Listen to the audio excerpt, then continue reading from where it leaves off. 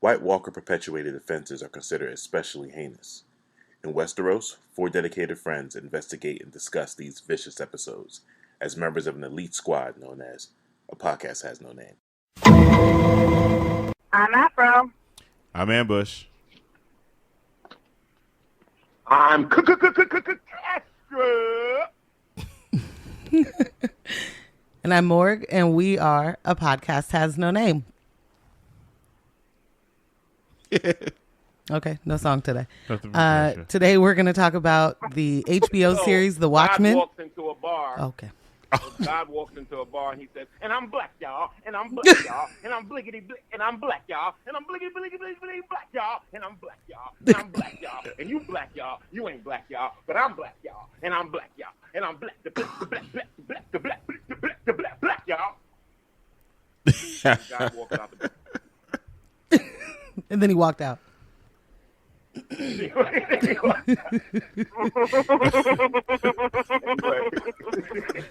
So welcome to our show. We're going to talk about the HBO series, The Watchmen. Mind-blowing television. Or not television, because it's HBO. Wait. More. Yeah.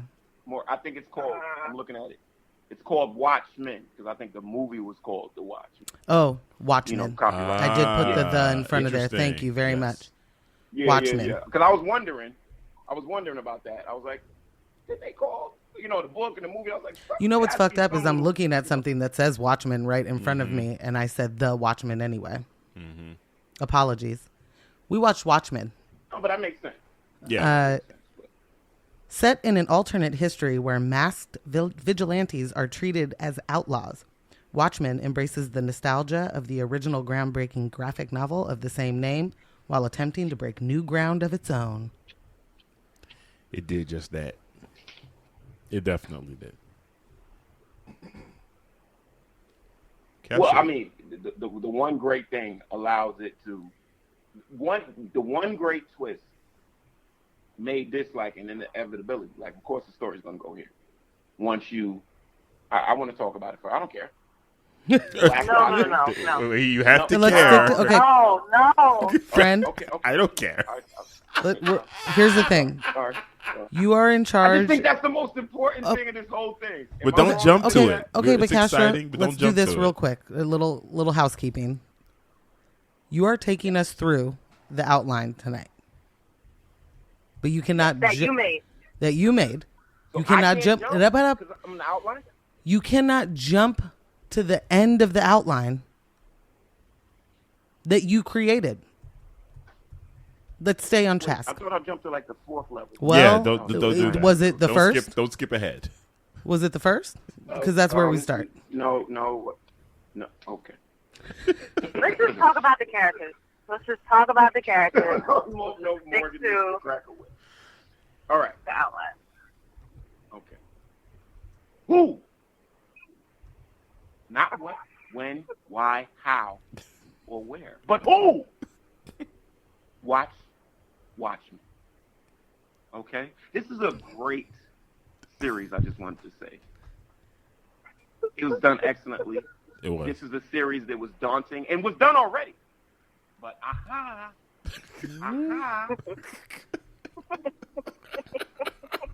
can't eat the soup without a spoon. You sure Right? can't. Right? You need a little more phlegm for it next time, but So I couldn't go full there with the phlegm because I didn't want to go and insult octogenarians and shit. So anyway, 3. let's talk about the characters All right. in this. Okay? Yeah. Let's start with Regina King.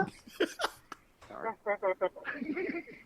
I'm so happy for Regina in this role. I'm sorry, y'all. I'm like beaming. Because it's funny because I'm watching it and it's such a good series. I'm like, hey, this stars Regina King. She's a star. And like I have to keep poking myself like she's the star, right? Mm. And she played a wonderful character named Sister Night. Anybody want to take her? Yeah. Alice? I'll start. Yes. Yep. So I will be the first to admit that I was a little hesitant Number one, I did not realize that she was the star as all the promotion and stuff was happening. Even though her face was on it, I thought that they were maybe tokenizing her a little bit.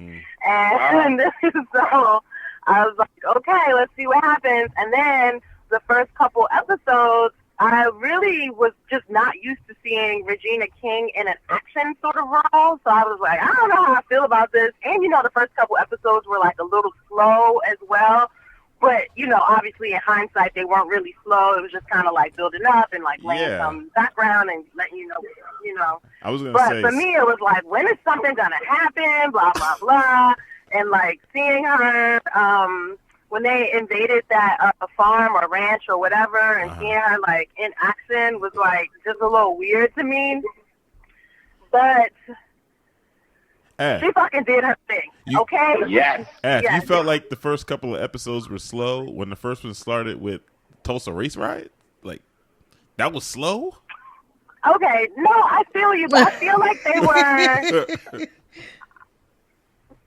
I feel like maybe slow isn't the word, but like I was definitely like looking for like after that whole first part was over and because like he picks up this baby and you're like, what the fuck is this about? And then after that it was kind of like, okay, like you almost forget that there was like this baby. You forget like, oh, there's this piece of paper, blah blah blah. So I didn't feel like it was like slow. I just was like, I don't know, waiting for more, also just really, like, curious and, like, you know, trying to, like, tie it to the movie and still trying to, like, you know what I mean? Like, some of that. So you were waiting for the story to plant its feet. You were waiting for the story to plant its feet. Exactly. Yeah. So, but, yeah, Regina King did not disappoint. I mean, and only in hindsight am I able to, like, look at all of the series and be like, that was the perfect pace, the perfect amount of information.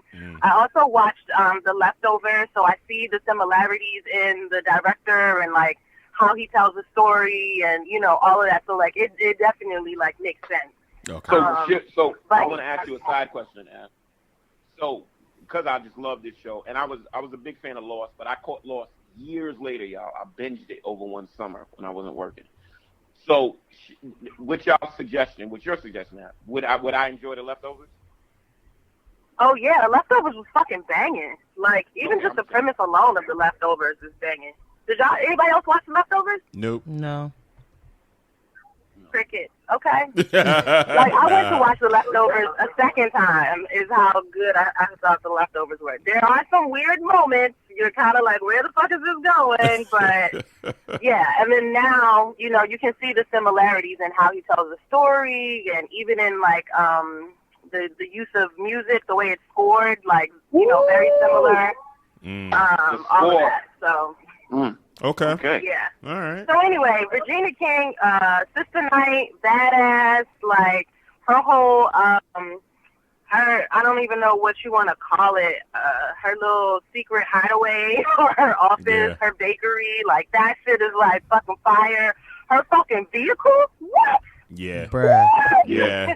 Like, she's out here, yo. everything about the way that they wrote her character and everything that goes into it was very interesting. It was also interesting, like, as a mother, watching her parent and seeing the way that she, like, interacted with her children, also interacted with her spouse. And so in those moments in the beginning, I definitely was kind of, like, wondering about the dynamic of her relationship because of, like, it seemed a little bit detached, but they had, like, passionate fucking sex, you know? So it was kind of like, this is interesting over here. So, yeah, I thought that they did a really great job with her character. Nice. It was amazing. Anybody else? Oh, I like to point out that, you know, she got the character from, what did they call them? Mass exploitation movies. I love that. I really love the rosary whip. Like that whip that was like the rosary. That was actually a great touch. I thought that was a great touch. And again, let's point out that she covered her face with black face paint. She was spray painting her eyes with black. Yep. This will come up later. Yeah. Oh, man. And again, I'm still, like, even after the show, I'm still catching reverberations. Hey, this is Regina King's show. This is about her. So I'm asking y'all, do you think, and y'all have more you got daughters. Will this translate like, how Ray got popular or how Spider-Gwen got popular? Does it work that way? Like how Shuri got popular? Yes. Do you think little girls will want to be Sister Knight now? Number one, absolutely, hands down, yes. Mm-hmm. But I don't know how many little girls are going to get to watch this for that reason. That's what I was going to say. Right. Right. So, right. But all right, so Am, do you think this will be cosplayed then? Yes. Absolutely. Yes. People can't wait. Okay. People can't wait. She's too badass. Yeah. She's absolutely too badass. I already saw little girls dressed up as Sister Knight for Halloween. Nice. Wow. Incredible. Those parents are great. Mm-hmm. Yeah. Right. I just loved it. Angela Abar. And as we know, as we're reviewing it, she did a lot. She wasn't just no crime fighter. Like, she was doing a bunch. Yeah. And when this series said and done. So, great. Anybody else? I'm going to touch on our sister. You guys nailed it. Okay. Moving on. Good. Ambush. Break down my man. Mirror Guy. Mirror Guy. Yeah, I was going to say that. Mirror Guy. Mirror Guy. Looking Glass. He was hilarious. He was amazing. He was one of the characters I definitely look forward to seeing on screen. Whenever they cut to a scene and we got him, just his great pace. Actor too. Yeah, excellent actor. I can't remember his name, but we very calm demeanor. It allowed you to center the scenes around him and his perspective, like every single time. Like, how was he reacting to what's going on? There could be a bunch of crap going on. What is Looking Glass doing? Chilling, like just straight chilling. I like that he was the replacement for Rorschach, basically, in the series. He was just dope. He was dope. And then to have him pop up in the Rorschach mask as part of the cavalry later was a payoff too. But yeah, he was amazing. Tim Blake Nelson. Yes, there you go. Yeah. Where as we move through, were the abilities that were displayed by these, were they sufficient for y'all? Like, he obviously was a very good truth teller, his skills, and then she was a badass, Red Scare, obviously, his Panda. So they were civilians in a sense, but were these abilities enough for y'all for them to be masked, even though they were working like with the police? Was that sufficient for y'all? Yeah, I'd need to see anybody flying or shooting beams out of their eyes.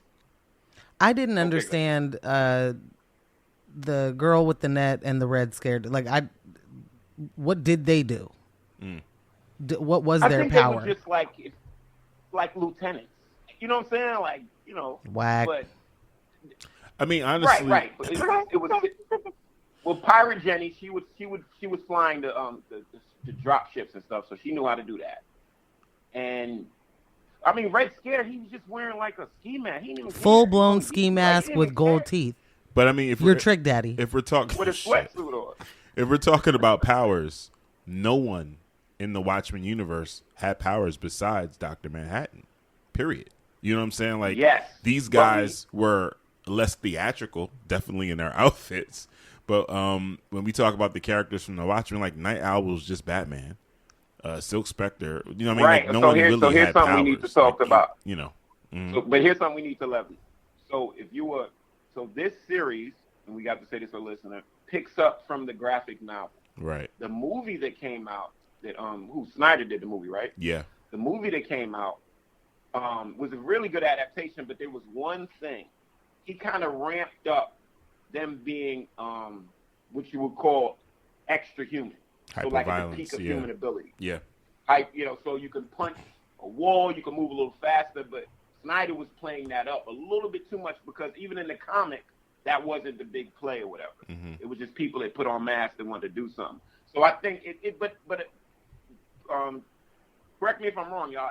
I think it worked in the movie to give them a little power up, just a little bit. Yeah. Like a half Captain America or whatever like that, while they still look the same. Yeah, I mean, it was a completely different tone simply because in the movie they're showing us superheroes. In the TV show, they're making it pretty clear these are cops. These are just cops that are wearing masks now. They're not, no one's out here doing training and whatever roids or whatever they can do to up a particular ability so they can put on a mask and be a particular persona. No, these are just cops with masks on. So, yeah. I didn't mind that. All right. And me personally, I love Looking Glass's origin. I thought that was pretty badass.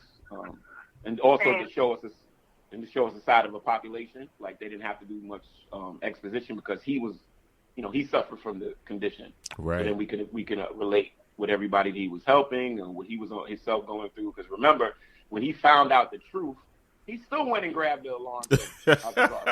He went back. It's not because it's not overnight. Like even when you saw him, like when he met Vite in person at the end, he had he still has disdain for you. Really altered my life.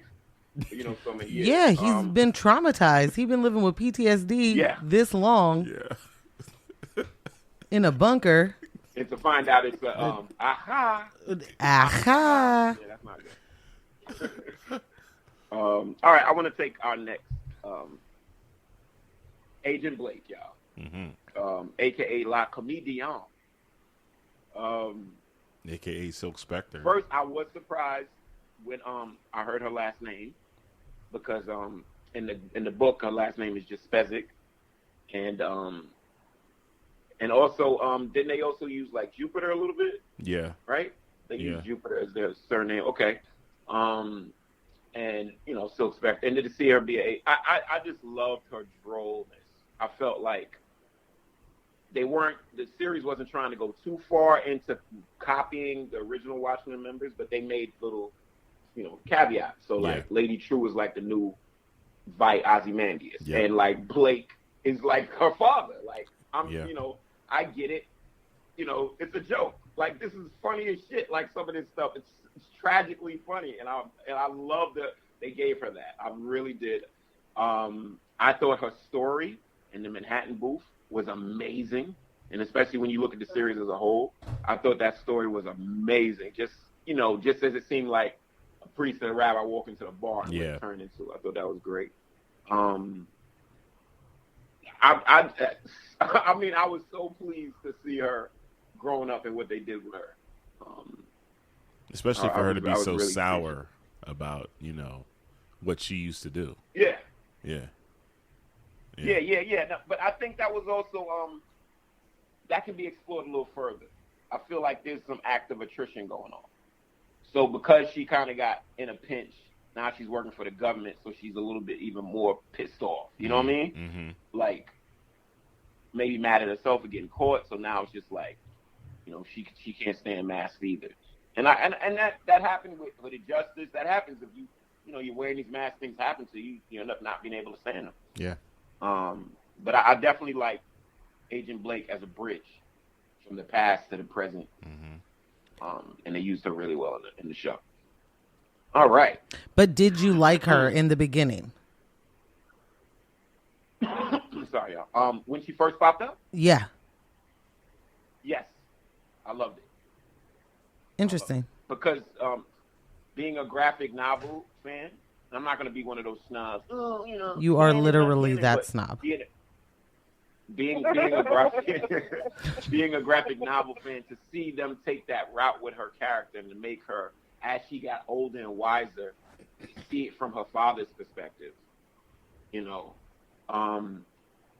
you think about her mom from the book, she was like, an old dreamer in a sense. You know what I'm saying? Oh, remember back in the days, look at these pictures when I used to be with this, when I used to be, when I was famous and just living in the past type thing. So it's just interesting that as she got older, she didn't turn into that nostalgic vampire. She turned into her father, who was just a sarcastic realist. Fucking joke. You know what I mean? So I just thought that was a very interesting angle that she embraced that, considering what we knew of her from before. Even the movie, she still was like, not even knowing that was her father. So I love the writing, making her show characteristics of her father. I thought that was very organic to me. Definitely somewhat felt relatable. like it. Yeah.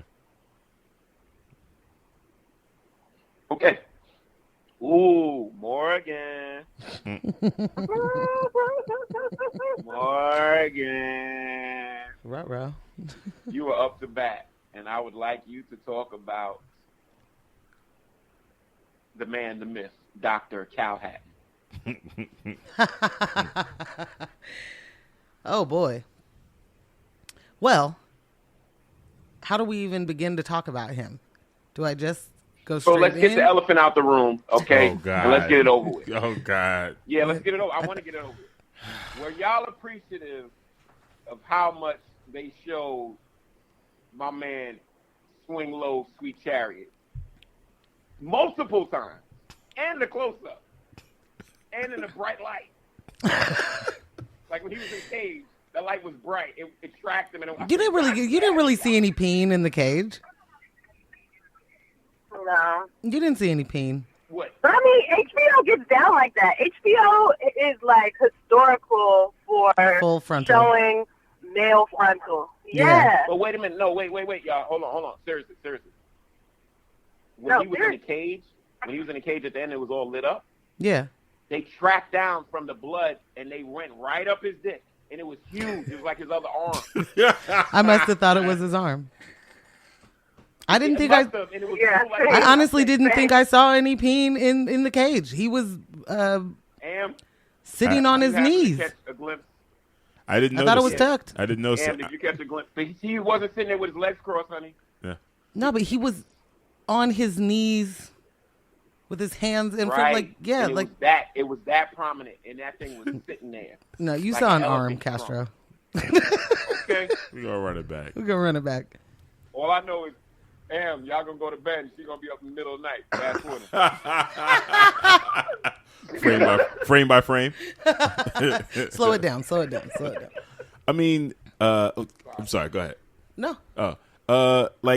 Sure, HBO is known for that, but this is just the Watchmen universe. They did the exact same thing. Right. They did the exact same thing in the movie, and it was one of the things that we were all like, but do you have to just show him like his dick just swinging the whole time? But to not do that in the TV show would be ridiculous when they set the precedent. But I got to talk about the pachyderm that's on the back of the elephant in the room.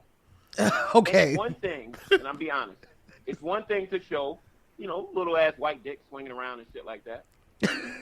But we were witnessing a dingo with a man in front of him. So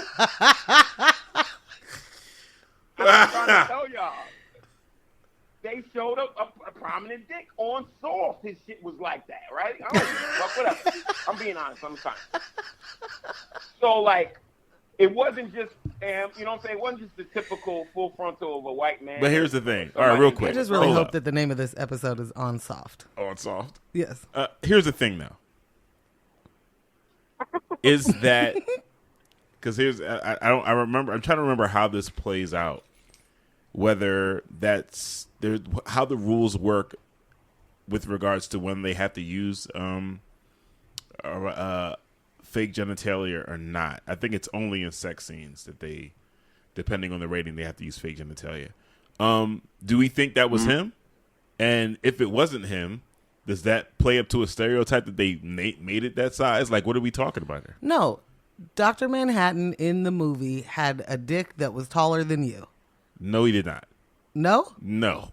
That's why Castro was saying what he's saying. There's a significant difference in what my guy had in the movie. It wasn't a big peen? No, it was not. It was not. Yes.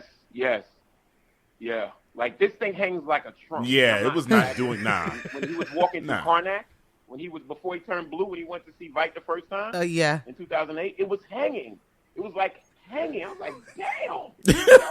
Yeah, in the movie, he was fresh out the swimming pool. It was, it was chill. Yeah, and well, y'all remember that dildo that Agent Blake pulled out? Right. That was like a Dr. Manhattan. Right. So that's why I was like, oh, that dick was huge. But that matches the TV show. Yes. that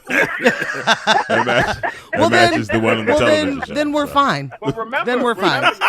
Then I don't even know what we're talking about. This isn't a plot hole. This Dr. Manhattan has a big, huge dick. Like, can't we move forward? But that dildo came out before we knew Dr. Manhattan was black, though.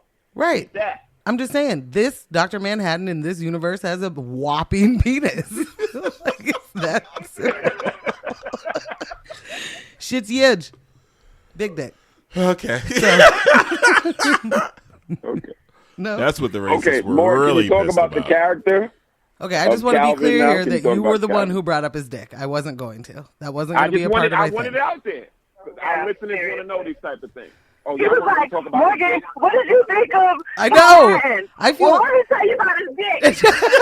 Like every time he throws it to me, I feel like I disappoint him. Like I think he thought I was gonna be like, "Yo, that dick," and then I don't. I No, didn't.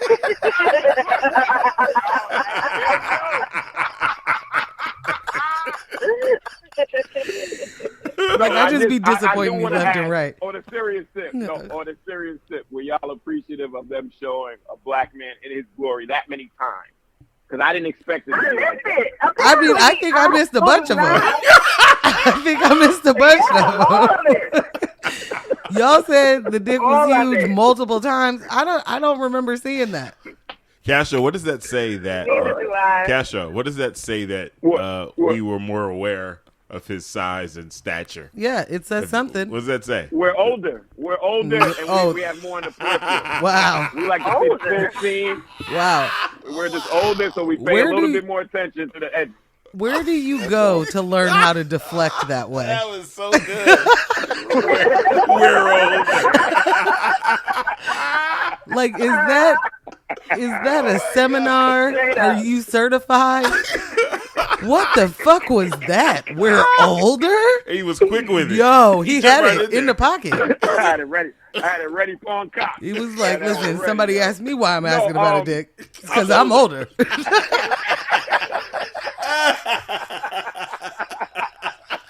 I just be noticing shit because I'm older. Got it. Shut up, boy. Shut up. Oh God. All right, so no, but I don't know, Ed, but we know this because the other dick was flaccid. I'll say it like that. The dick in the comic was a little, I don't know, a U, literally. That's I guess how he drew it, U with balls. And all right, so here's the thing in the comic, y'all. In the comic, so as Dr. Manhattan started maturing and trying his powers out, he started wearing less and less clothes. We don't know why they did this in the comic. So when he starts, he's wearing like one of those black, like full bodysuits, shirts and pants. Then he pulls it to shorts.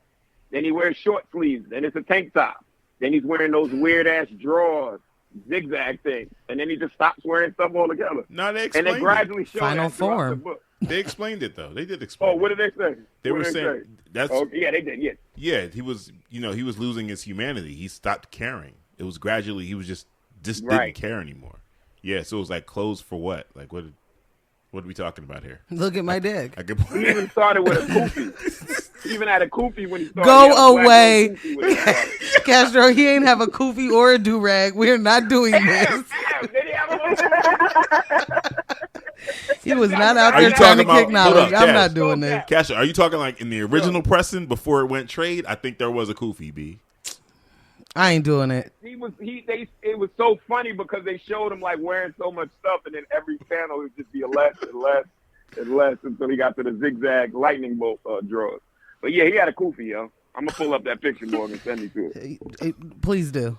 I'm gonna need that. Okay, receipt. but sorry, I keep interrupting. I know we're gonna have to edit, but please just tell us about Cal when you first met him, and then as he transitioned. Okay, so I'm gonna try and make it super quick so that anybody else can chime in. Cal was like, oh, he's the sweet stay-at-home dad. They make those in this universe. Mm-hmm. Cool. Like super supportive. Like you said, they as a couple seemed oddly strained, but then also had really passionate sex, which are not things that usually happen. So it was like you knew that there was major history with them, but there was a strain. It felt like there was distance. Mm-hmm. But he as a dude, like it felt like he deeply loved Angela and deeply loved their family. So when she was in trouble with the nostalgia shit and he's like, yo, remember me, listen to my voice, get out of there. Right. He was just always there. And that was dope. I appreciated him for being Cal. Then he gets, his whole face beat the fuck in with a hammer by the woman he loves because the real him is on the inside of Cal's body. Great. Bananas. Which I would like to leave this reveal for Castro, but I'm going to do it. God is a black man. Booyah. That's right. And a black woman. Well, yes, Egghead. that was good. We were going to get there. I'll just say that what's his name? Kyrie Martin. What's his name? Yeah. What's the brother? Yeah. The more I see him. Carry up. No, it's Yah. Yeah. I think it's my Yah carry. Okay. Yeah, there. The more I see him on screen, the more and more I enjoy him. Like honestly, I remember him in the Get Down. Indeed. And I was like, he seemed kind of, I don't know, seemed kind of, over the top with his performance. I can't remember. That might have been before you came to terms with the fact that the Get Down was a musical. Maybe that's why you felt like he was extra. No, it's not. Because it's a musical, and so lots of characters are real dramatic. I get that. Oh, okay. I didn't like the Get Down, y'all. The Get Down Probably because it was a musical. I didn't like the Get Down. Why you guys think I don't like musicals? One of the greatest musicals. No, I didn't like Streets is Watching. Like, it's an excellent musical. Here We keep we coming go. back to this. It's a musical. I set myself up for Streets this is one. Watching Let's move is a forward. musical. Yeah. Yes. Yeah. Yes. Yeah. We can stop yelling about it. Musical, I can claim it, not just talk about cats all the time. Or Carmen, the hip opera. Okay, don't bring it Oh up. God, never bring that up. And also, just don't say the word hip opera ever again. I love that. Carmen, that's in the title. Morg, that is in the title. It is Carmen, in the title. hip It's opera. the It's in full title. Colon. Yeah, God. the colon. The hip opera. And I keep seeing Beyonce. Anyway, Yeah. I digress. So, like, saw him in the Get Down. I can't remember what happened in between then and Us, Black Mirror. Aquaman. and then Black Aquaman. Mirror. Oh, I Black think Mirror. Black Mirror was Black after. Mirror, though. Was after that for me, I think. I'm not sure. But I didn't see Aquaman in order, y'all. I saw Okay. Black Mirror and saw him kissing on the bull. Yeah. Well, I mean, not kissing on the bull, but, playing that. And I was really kissing on the intrigued by bull. his turn on that character. Oh, God. Here we go. He is just an All right. excellent actor. Like, yo, he is dope as hell. Dude's amazing. I can't wait to see whatever he's Agreed. in next. Like, seriously. I really enjoy watching him on screen. He delivers. He got that like real confused look down like nobody's business in Yeah. this show. Yeah. Like he was confused about He was everything like, Angela, what are you doing? as not just Cal, but also as Dr. Manhattan. Well, Yeah. you know everything, yet you are still confused. Yet you have no idea what's happening. You know all of it. You don't know which part you're in right now. I mean, that would suck. Yeah. That would be the worst. Yeah. Oh, and when he was in distress in the cage, like later on in the series, the lines he was saying, Mm-hmm. the 4 lines, were all from the comic book. Which 4 lines? Are you okay, Jenny? I can turn the heat up. Oh, yeah. Yeah. Yeah. Mhm. Yep. You all must go to your home. Yo. That was when he was The dispersing the riot Afghanistan crowd. thing. Right. Like, That he said, I do not see anything in Afghanistan that requires my attention. they All that really, stuff was just they- like straight out the comics. the payoffs. I mean, yes, the payoffs they and did. tie-ins in this series are ridiculous. Doesn't make any sense. Seriously. All right. Anybody else? But it's the same thing with Feige. You read the book, Mm-hmm. and it's right there for you. Yeah. That's all I gotta say. I did not know he was. I will say this. I will confess. I was surprised. I didn't think we were going to see Manhattan at all in this series. I So I thought was we surprised were. that he was. I mean, we saw him in the trailers. We saw the blue hand go Yeah, down but I and thought grab that the was a red mask. herring. Okay. I thought that was a red herring. I Okay. thought that was a trick. Like, you know what I'm saying? Okay. I seriously did. I did not think he was like a prominent figure in the series. I thought he was, an echo. Right. He's so powerful. You don't need him actually in there. And that's why I hope season 2 does some true detective stuff if it goes there on a whole nother story somewhere else. Right. Because his presence, her presence, their presence, they could still reverberate, without them there. So I thought there was a little bit more of that, like the booths, you know what I mean? The simulcast of him on Mars. I thought it would just be little sprinkles of him around the story. They to be did it honest. well. So I was pleasantly surprised. Yeah. I was They did it very pleasantly surprised. Whoa! Whew. Afro. can you please, My God. please, one time for the people out here that need it in their mind, break down the one and the only, the greatness that is Will Reed's Hooded Justice. Jesus. Oh, you mean Lou Gossett Jr.? Yeah, hello. Louis the Gossett Jr. So break down Louis Gott. Okay, a legend. Legend. Oh my God. Man, I wasn't sure he was still alive. Am I wrong to think that I wasn't sure? Yes. Because of the internet? No, you're not wrong.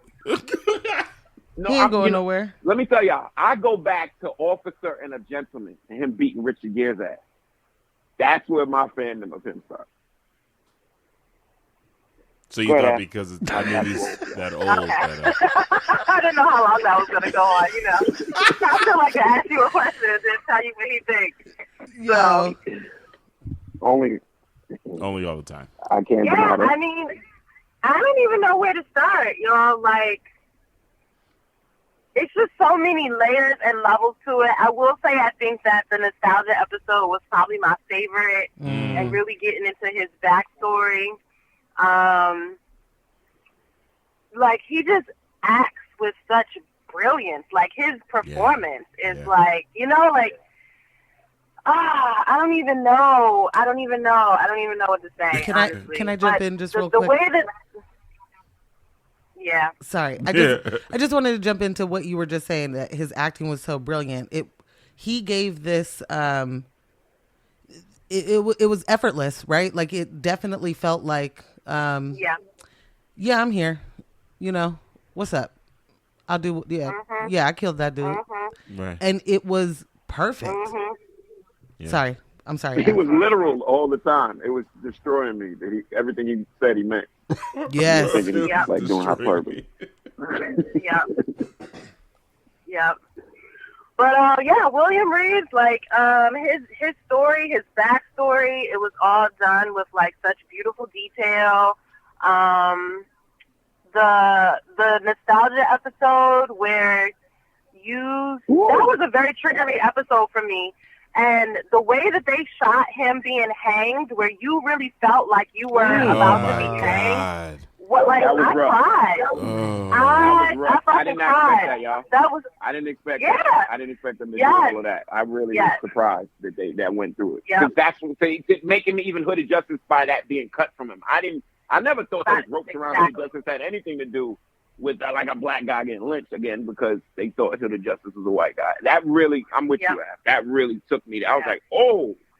I did not know it. Yeah. So and then as much as you read, as much as you read in history about hangings and, you know, just that whole experience, watching people get lynched, families watching each other get lynched, that was the most connected I've ever felt to a lynching. Like, it definitely was like first person fucking feeling. And so it was really deep.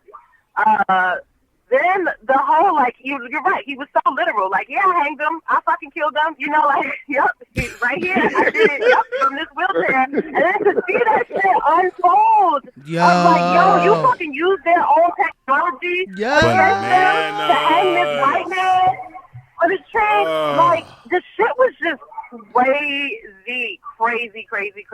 The egg, like, everything. It just... watching him paint his eyes. Wait. All right, go ahead, guys. Go ahead. Okay. Go ahead. I'm done. All right, I'm sorry. I want you to be done because I want you to get to the painted eyes. But I want everybody to talk about the opening scene that had to do with Will in this series. Like, we went into the series with some expectations, right? But then to see that. Yeah, none of that. I want you to talk about that. None of that was any. There's no way anyone could have seen that coming. None. I started watching it after someone said, "Whoa, I didn't think that show would start that way." Like I had a warning, but no way would you ever be prepared for the way that started. None. And it was the same feeling after and every if I'm not episode. mistaken, y'all, I think it was around the anniversary of it because it was being talked about, and then to see that on screen, I was like, oh. Yeah. So Afro, you too. What did you feel when you first saw that as the opening salvo of this series? Just like shock, and there was the moment where and so all Tulsa is fucking down around them, and they're inside this theater, and when the dad gets there, he takes little Will, and the mom takes the gun, and I was like, gangsta! And then that also plays out later on with Angela. You also see that Angela's like, I'm grabbing this gun, and anytime something goes down, and Cal is just like, okay, what do you want me to do? I'll go with, very interesting. So, I couldn't believe, I was just dumbfounded. And I had a meeting with the client, and we, like a financial education client, and like half of them had not seen the show, or all of them had seen the show. And so they were like, I heard it opens with Black Wall Street. I was like, yes! Like, you know, this was crazy. So it's just like, it's insane. Like, I don't know. You had, like, so, I don't know. All right, so many levels to this. I feel like we're in the midst of sort of like this revolution at some point with, like, Black folks in media and, like, directing and filming and just, like, starring in things. Yeah, it's just, like, really proud of HBO. Like, real, like, fucking good job, guys. Like, this is fucking courageous work here. And, like, that's insane. So, I mean, that's how I feel about we see the blowback. Will. Before we get to the blowback, though, Castro. Yeah. Before we get to the blowback, I mean, let's look at HBO. We got Insecure. We got what's that? Random Acts of Flyness. Mm-hmm. Like, there's some super black shit. Black Lady Sketch Show. Black Lady Sketch Show. There's some super black shit going on at HBO. Yeah. And I remember. I don't remember what episode it was. Give me a sec. I don't remember what episode it was. But I remember looking over at Morgan and saying, "Yo, they slipped a super black ass superhero series. Thank you. Yes. Into the American psyche right now, because all of the family that we're talking about, like, I think it was after the Hooded Justice episode, that nostalgia episode. It was so black, and I'm like, no one went into Watchmen thinking this is what we were going to get. No, they did. America did not realize this is what they were going to get. We said that in the first episode when they covered Tulsa the way they did. Oh my God! Was like, oh, this is a black show.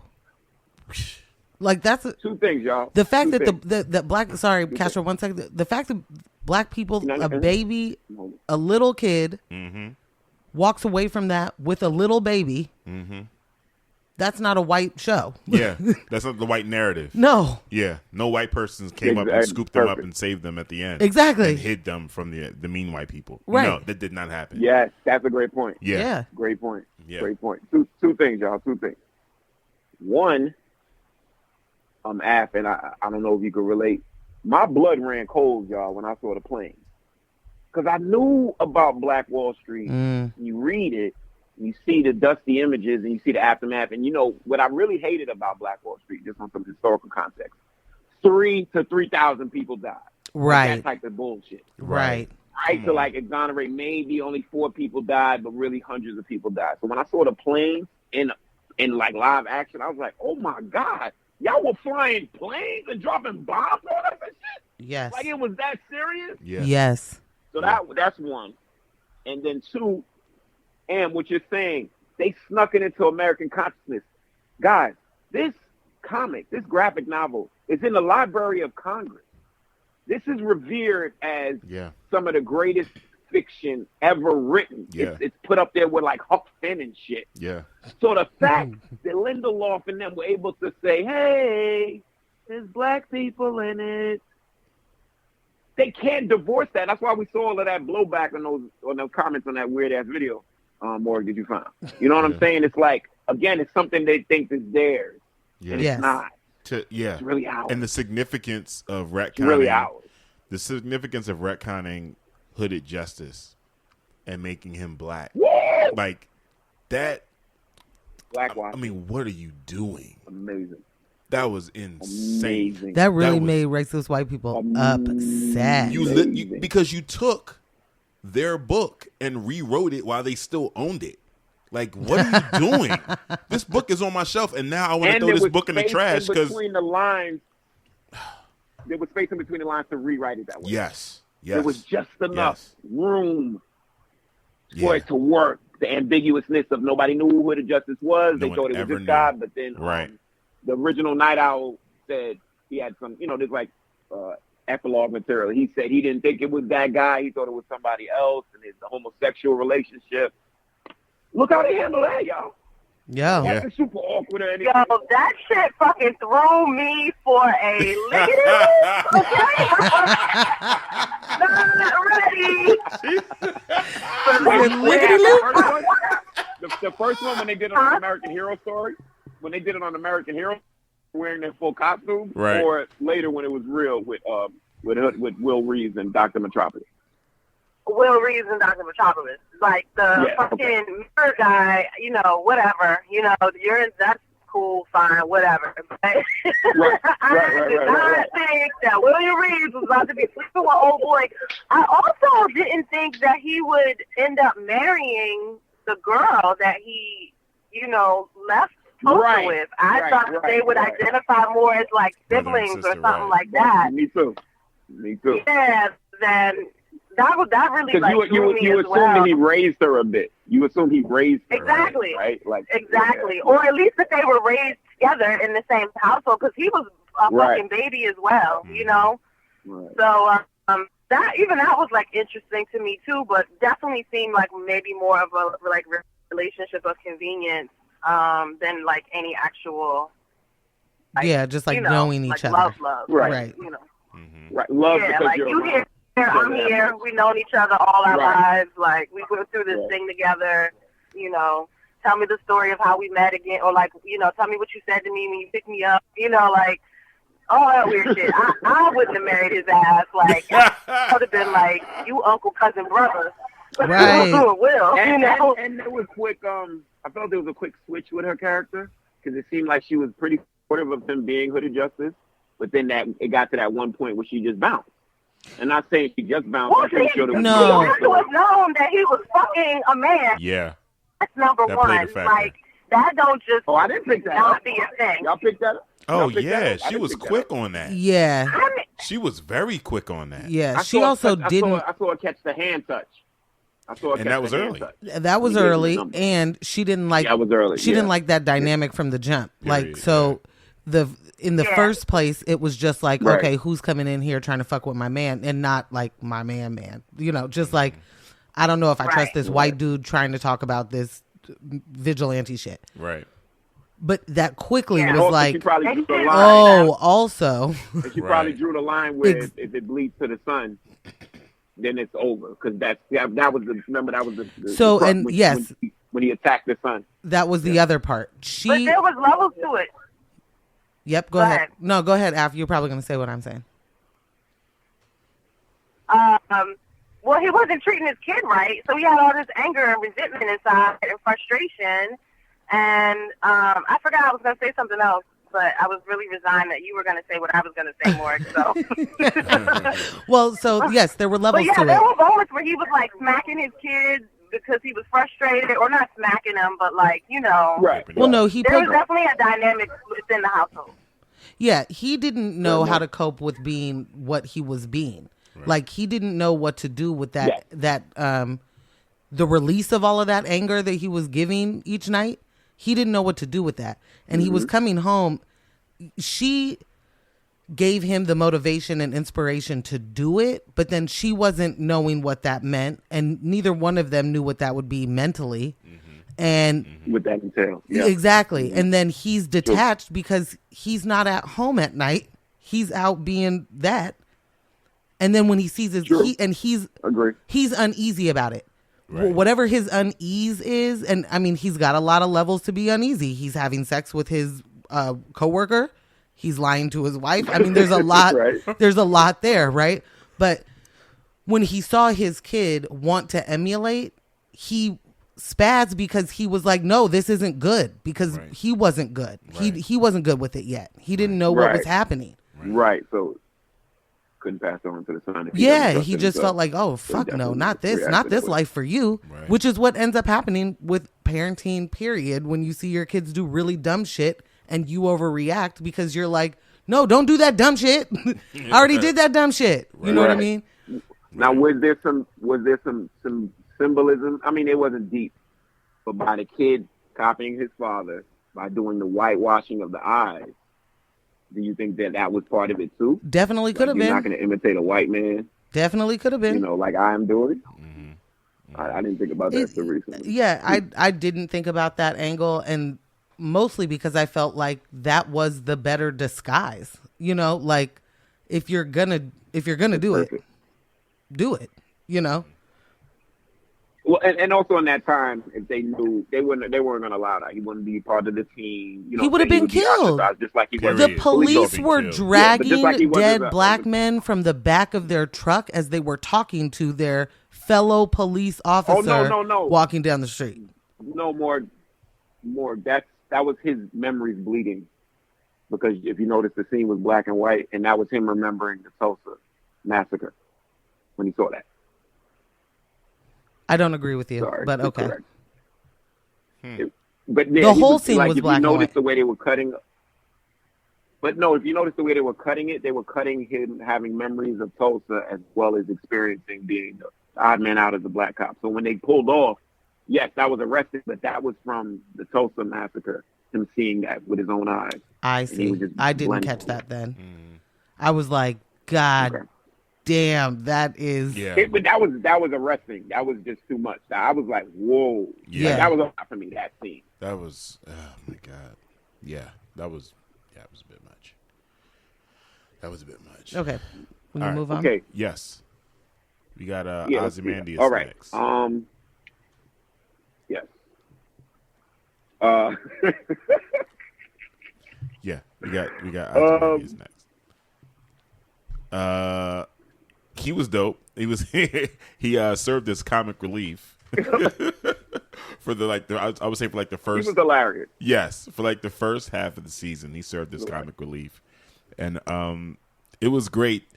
It was great to have one of the most significant characters from the movie be a prominent, visible, no Easter egg character in the series. Like, you knew who he was from the trailers. Right. He was the full column tie-in to the movie. So it made it super interesting to just watch every single one of his moves and what are you up to now, Adrian? You're always up to something. What are you up to? There's always some scheme with you. What are you doing? And then for him to be at such a place of disadvantage, it was like, oh wow, okay. But then the big payoff at the end was like, you did that to yourself. It was just crazy that how some of it played out. Right. There was definitely some confusion early on. It's like, where is he? Is he on another planet? Is he in Antarctica? What exactly is going on?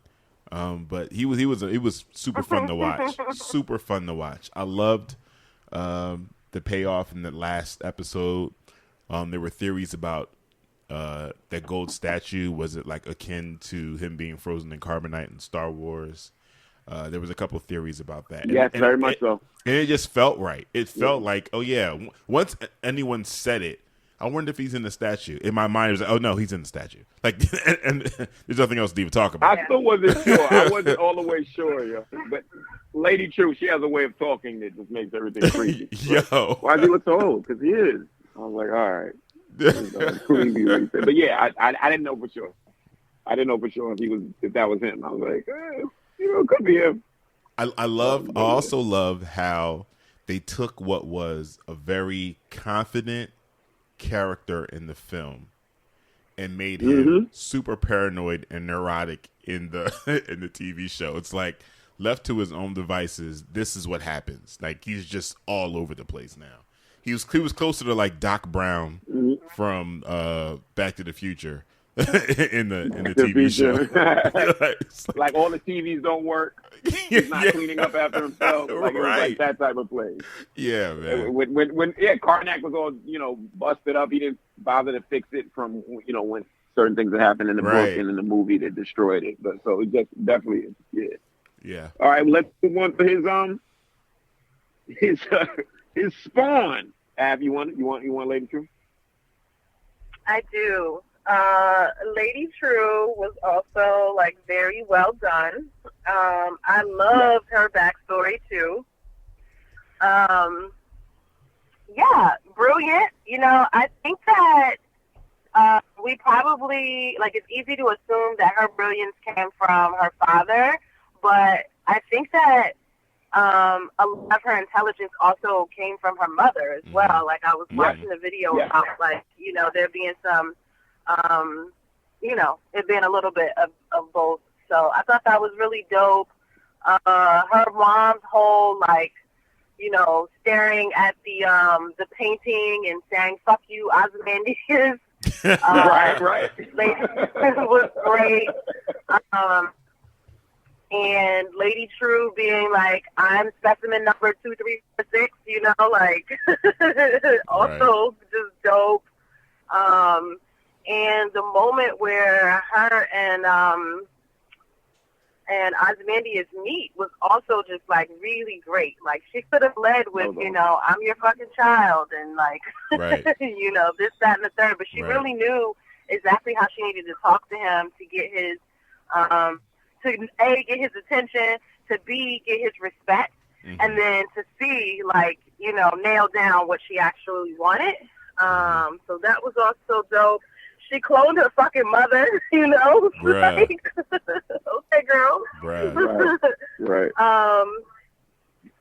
I still am curious about the elephant in her space.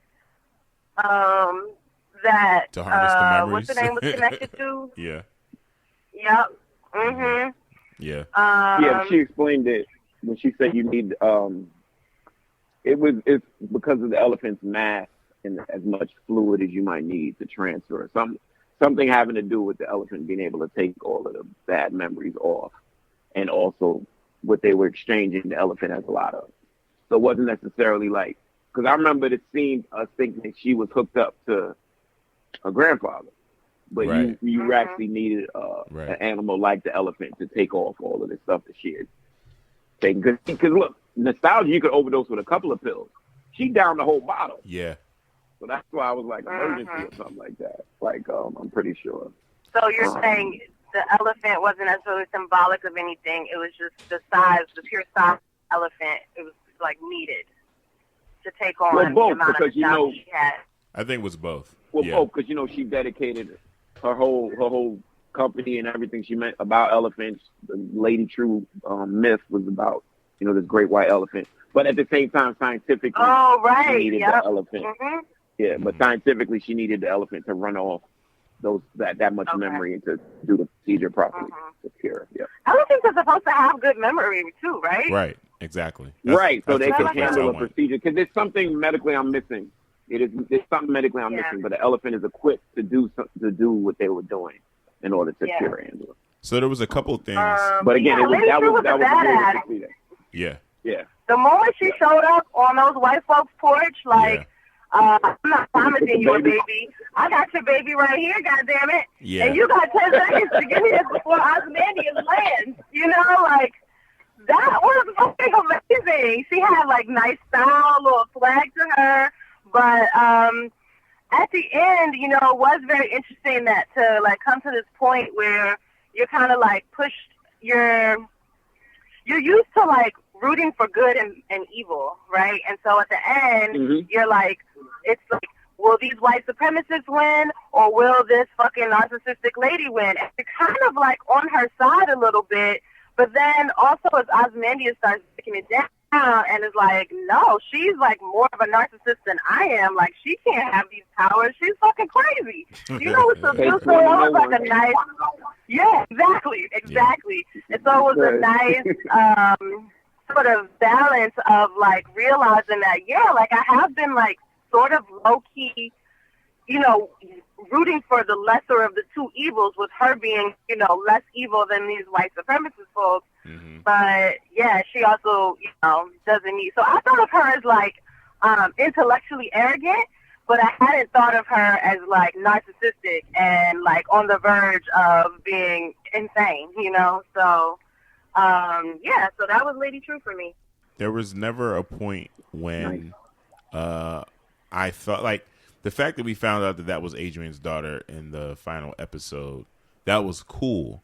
But I think they did such a great job just delivering that character and the confidence in which she carried the role that we didn't have to question where she got her intelligence from. It was like, okay, she's the smartest woman in the world, and that's just, it is what it is. There wasn't immediate like, okay, she's the smartest woman in the world, then she must be. There was never a point where I felt like I had to draw the line between them being related.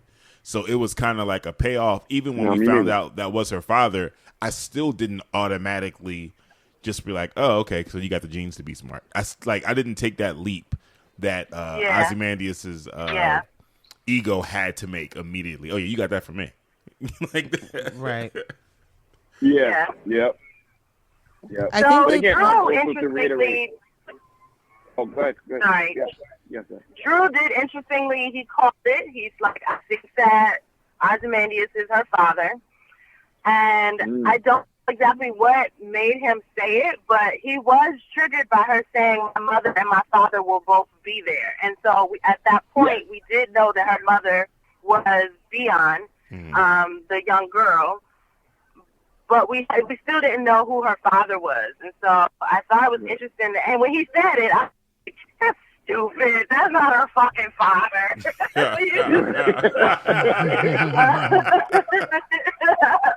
So we got to give him his props. He called it. Well, I had even a more wackier theory bouncing around in my head. So in the comic, there's a scene, and this happened in the movie too, where a comedian shoots this woman that comes and confronts him about him getting pregnant. In Vietnam. Right. So he shoots him, and this also reiterates Manhattan is losing touch with his humanity. You could have done this to the bullet. You could have done that. You did nothing. So there was this theory running around online about Dr. Manhattan saved the baby, and then that was Lady True that grew up. The timeline was working. Wow. But that was Lady True, and then her big revenge was, you didn't know that I survived. Y'all doing all of this to me, and you killed my mother, but I survived type thing. Yeah. So, and that one had some legs because I was like, oh, well, maybe. Because again, that scene, comedian was big on Dr. Manhattan for not doing something. So maybe he was, saving the baby's life to himself at the time. So anyway, that was a little far fetched, but the device thing worked the way they, And again, what you said, Ash, the mom was very intelligent too, because once she hacked his system, realized his password, and knew what was behind that, knew what was in the safe. She came in with a sperm gun, so she was prepared. Yeah. She was reciting poetry and all that stuff. She was but she was she was hedging her bet. She was like, they got me here as some dumb cleaning woman, but I'm smarter than them, and now I'm gonna double it down with his smartness. And, so my daughter will be, remember she said the daughter, True said her mom groomed her to be something like this. Like wanted her to be the best of the best type thing. So definitely set her on that path. I just love the strings that a lot of these things come full circle. Like even, Cal and being Dr. Manhattan and Marion Angela, Ozymandias being this tyrant but not paying attention to all his workers. And one of them ends up giving birth to his thorn. And, I just really loved how Lindelof brought a lot of things full circle. And even the original story. Agent Blake, Laurie, being, taking on the Blake name and being an agent and laughing her ass off. Okay. So wait, the way I described it to someone when they were asking about the series, I said the series filled in gaps that you didn't know you needed answers to from the movie.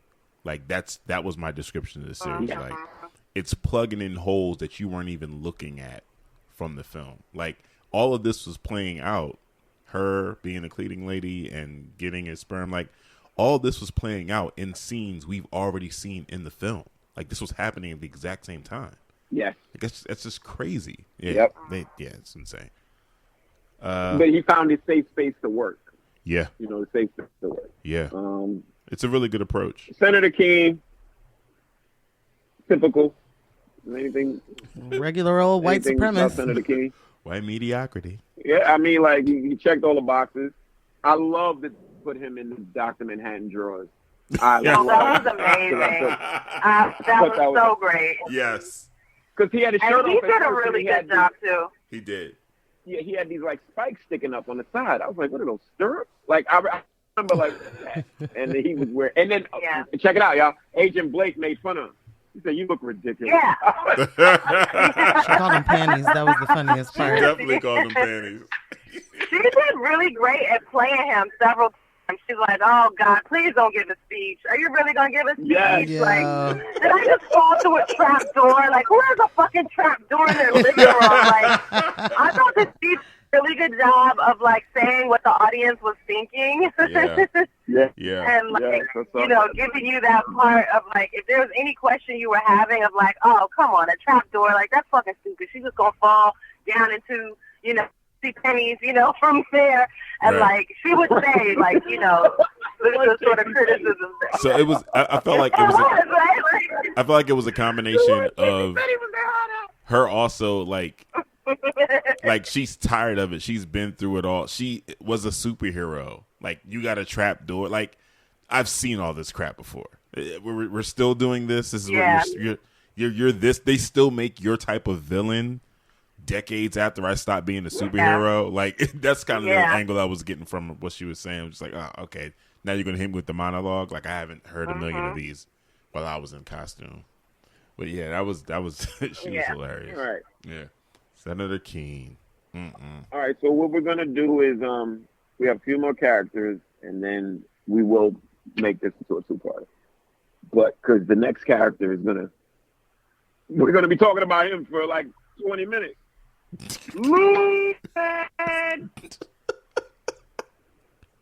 That was the strangest shit I have ever seen.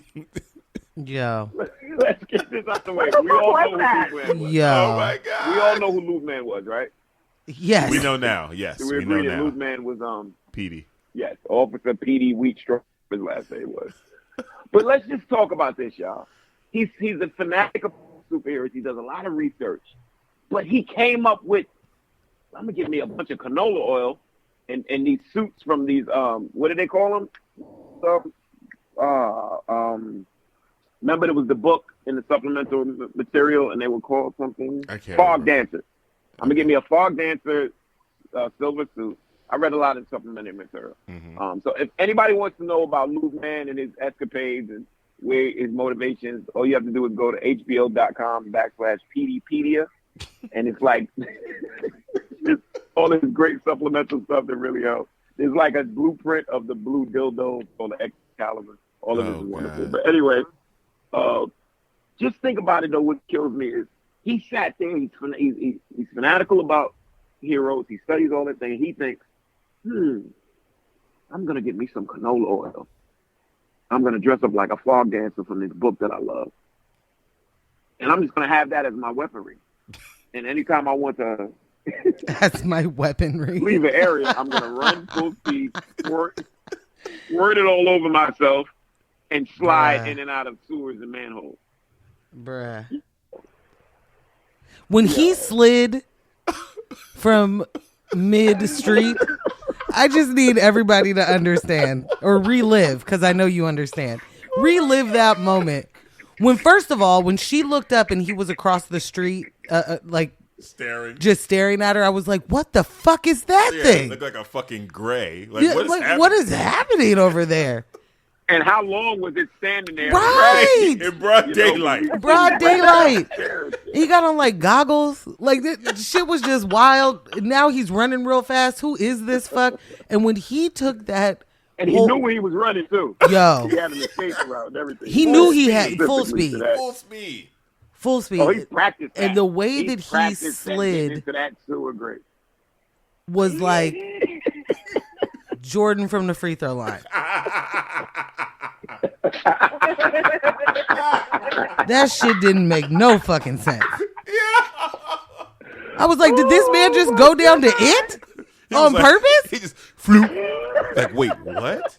We all gonna float down here. Yeah, exactly. Not with Luke, man. Fam, you went down there on that was your scot-free. escape route? That was on purpose? It was too fast, man. It was too fast. Like, yeah, I had to rewind Yo, that. he didn't take any pictures of it. He didn't have any evidence. He left his loop belt. Like, what was going on, yo? Bruh. Oh my God. Like, at what time was anyway, he? What time was he blank. getting himself wet in the run? Right. Like, what part of the run was he like dousing himself in oil? Oh my God. He left quite the stain on the So street. if anybody wants to know more about Lube, man, there was this book that's in the TV series, in the movie, and in the comic. It was called Fog Dancer, and it was about these elite soldiers. They used to fight pretty much like the aftermath of like dropping like white phosphorus or napalm and stuff. And they would come through and they would be wearing these outfits that he wore. I thought Lube Man was great. Any other characters piqued y'all interest? Lieutenant Judd, Red Scare, we've mentioned Pirate Jenny. I love Panda. I wish they did a little bit more with him. His panda head was dirty, like his trailer, like he was over it. He was going on He at was all. over it. He was the stickler with the rules. He's like, you're gonna regret this, Lieutenant Judd. Bian, Lieutenant Judd. Anybody want to go on there? The kids. I'll just say real quick for Judd. From the beginning, I didn't like him. I didn't. There was something, You right? didn't trust him? I didn't trust him. And when they were at his house having dinner, and it's like all jovial around the, I was like, what? I was just waiting for the shoe to drop. I was waiting for the bad thing to happen because I just got the wrong vibe. The Coke wasn't it? That wasn't the Well, bad thing? we hadn't gotten to the Coke in the bathroom yet. Didn't do it for you? And, Residue. handle your scandal, but maybe just maybe not at the family dinner. And then Handle your scandal. yeah, like I'm not, no judgment on the drug use, just that didn't make me trust him less. It was just like, you make bad decisions right now. Like two people notice. Right. Like, Right. Take care of you. Yeah, I was waiting for the shoe to drop anyway, and then when the shoe was, he's a part of the cavalry and has a Klan robe, it was like, that definitely tracks. But it was also like, this ain't enough, because that Klan robe is in plain sight. I don't know what secret code she thought she cracked. That shit was in plain sight. So it wasn't a secret. So I was waiting for the rest of it. Gotcha. And then the rest of it was that his wife is probably the one who put him in the cavalry. She recruited him. And shit. She recruited him. She saw the potential. Yeah, she was a little bit more awful on the awful scale. No, she saw the potential. She saw the potential. She knew what she could work with. Yeah, so like, fuck that guy was how I felt. Let's hop into that backstory. I like the last question you had on there was how helpful was the backstory? How helpful was the movie and the comics to the series? Yes. I've spoken on it ad nauseum, so I would like y'all opinion on it. Okay. Well, is there anyone that hasn't seen the movie? Oh, sorry. I've seen the movie, but it was a long time ago, so I'm not going to be a part of that. No. So I mean, do you feel like? I feel like some of it was helpful, but a lot of it I didn't know. Like, you were having reactions, and I was like, okay, neat.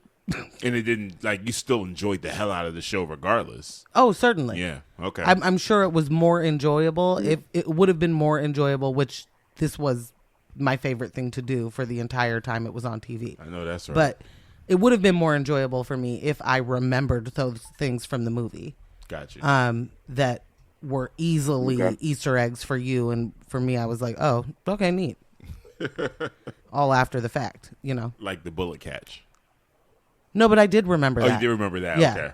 Yeah, I did remember that. Boy. I didn't remember that part. Oh. But here's the thing, though. The bullet catch in the movie Oh wait, sorry. Say again. No, I thought it happened when I thought the bullet catch in the movie during the fake assassination, but I'm wrong. The bullet catch in the movie was the fake assassination. You don't. Okay, then the bullet catch in the book was Laurie shooting. That's what happened. That's what I'm remembering. So in the book, y'all, Laurie, you're right. No, Laurie you're right. Blake. Laurie Blake shot him. She had a gun at Karnak. In the Karnak, and she just shot him. No, you're right. Caught it. No, right. Yeah. Right. And then in the movie, he caught the bullet during the fake assassination. No, you're right. No. In the movie, he caught the bullet in Karnak. The fake assassination was something else. Yeah. No. Yeah, you're right. Okay. But the funny thing about that, y'all, is because when he was on Europa, I didn't notice anybody. I knew the game warden had a gun and all that stuff. But when he tried to stop him the final time, I said he's going to catch the bullet. Mm-hmm. Like, I didn't think about it right up until that moment when he was about to hit the ship. I said, oh, they're going to bring back the bullet catch. Yeah. Like, so it was because the bullet catch in the movie, y'all, was like, he thought he could do it. Like, he trained to do it. Right. But he never did it yet. Right. So he kept saying, like, maybe I can. You know what I mean? Like, and they were like, no, nobody can catch a bullet. And oh, man. But he spoke very confidently. When we do part 2, yeah, I mean, it's like he's saying, he's a narcissist. That's how he's saying. But I just want to relay what the graphic novel did to me as a kid and what Watchmen is now as a whole. Watchmen exists to show the reality of a superhero. Like, I remember when I was younger, y'all, I ain't going to say it too long. I just always used to be like, did Superman go to the bathroom? I used to just say that. Like, I just, whatever. So I used to just think that. And Watchmen literally answers, we're going to show you when Superman goes to the bathroom. It just brought them all, girls all the way down to earth. It really made it real. Things were happening in the book that you were like, oh my God, superheroes, sit down and run out of food and eat beans. Or, you know what I mean? Like, right. But anyway, I don't want to dive head, but I definitely want to relay that. Okay. So cool. Last thing on the backstory, I just felt gracious because it really was, the movie did a great job as a panel-to-panel adaptation. Mm-hmm. But doing this series, not letting us know this is like a sequel, because they kind of try to paint it, this is in the same universe, it really brought home a lot of the themes from the comic and the themes from the movie. Yeah. It really all brought that home, and I thought that was a really excellent job. Okay, so let's move on to plot. I'm going to read this one. I wrote it a certain way, but I'm going to read it backwards, the way I really would. So, first off, one of the major plots was, does knowledge of the future make one only a that broken clock? Meaning, like, you want to just, something's going to happen, but you're just oblivious to it, and you're just going to exist anyway. Or can you do that? Like, if y'all knew y'all future, could you just live your life and be like, I'm not going to necessarily try to change it, or when it comes, I'm going to try to change it? Because I feel like that was the crux. That was one of the cruxes of Angela and Dr. Manhattan convincing themselves that future be damned. They don't love each other anyway. I think that was only Angela. I don't think that Dr. Manhattan ever had that delusion. I think that was her. Okay. I agree. So take Angela. Would you put yourself in Angela's shoes? I think Angela I feel like all women are very intuitive, and we constantly tell our partners that we know what's about to happen. You about to fuck this up, you about to do that, and we still go through with it. I feel like this is the story of women's lives, honestly. So, yes, we live this out all the fucking time. Wow. Good word.